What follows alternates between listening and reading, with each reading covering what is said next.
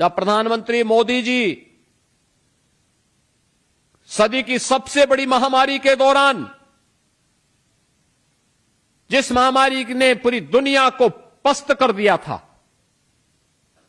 जिसके सामने बड़ी बड़ी शक्तियां धराशायी हो गई थी, उस कोविड के दौरान कोविड महामारी की चिंता के बगैर जब देश के अंदर आम जन की सुविधा को ध्यान में रखने के लिए चलते हैं, पूरे देश का प्रतिनिधित्व करते हुए वैक्सीन निर्माण के कार्यों का निरीक्षण करते हैं, हर व्यक्ति के लिए फ्री टेस्ट, फ्री उपचार, फ्री वैक्सीन और फ्री में राशन की सुविधा की घोषणा करते हैं और उसको प्रभावी ढंग से लागू करवाते हैं, तो ये लोकतंत्र की ताकत का ही एहसास मोदी जी करवाते हैं कि हमारी जवाबदेही अंततः जनता जनार्दन के प्रति है। हमने नैतिक रूप से, अंतःकरण से अंतिम पायदान पर बैठे हुए व्यक्ति के प्रति अपने लोकतांत्रिक मूल्यों और आदर्शों की जवाबदेही सुनिश्चित की है और इसीलिए शासन की योजनाएं बनती हैं। सबका साथ और सबका विकास का भाव उसी लोकतंत्र को पुष्ट करता है, जिसके तहत बिना जाति, बिना मत, बिना मजहब, बिना क्षेत्र, बिना भाषा देखे भारत का नागरिक है, पात्रता की श्रेणी में आता है, वह योजना का लाभ प्राप्त करने का अधिकारी है और मोदी जी की सभी प्रकार की योजनाएं इस दिशा से समर्पित हैं। 4 करोड़ गरीबों को मकान की सुविधा उपलब्ध हो जाना, 12 करोड़ गरीबों के घर में शौचालय बन जाना, 10 करोड़ गरीबों के घर में रसोई गैस का कनेक्शन पहुंच जाना, 80 करोड़ लोगों को फ्री में राशन की सुविधा देश के अंदर मिल जाना,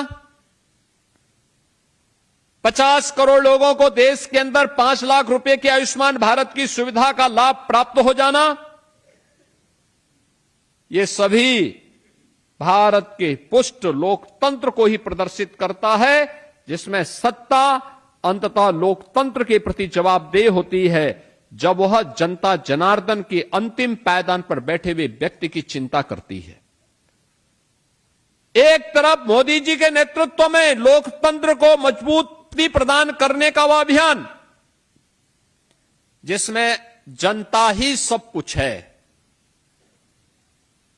लोकतंत्र का मतलब भी यही है, जनता का शासन, जनता के द्वारा जनता के लिए। योजना का लाभ,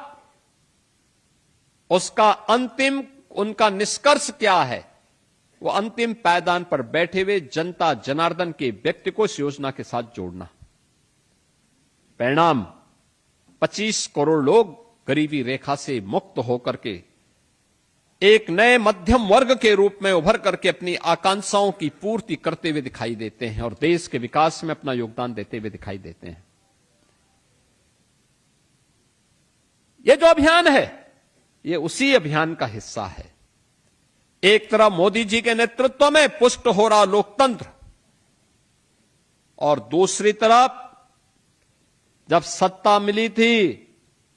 तो अपने स्वार्थ के लिए लोकतंत्र का गला घोंटने वाली कांग्रेस के उस चाबुक को अभी भी सपा और कांग्रेस, उनके सहयोगी आरजेडी जैसे दल लगता है भूले नहीं है। यही कारण है अभी भी उनके मन में वही भाव है और यही कारण है कि लोकतंत्र को कमजोर करने के लिए इनके द्वारा सत्ता में रहते हुए भी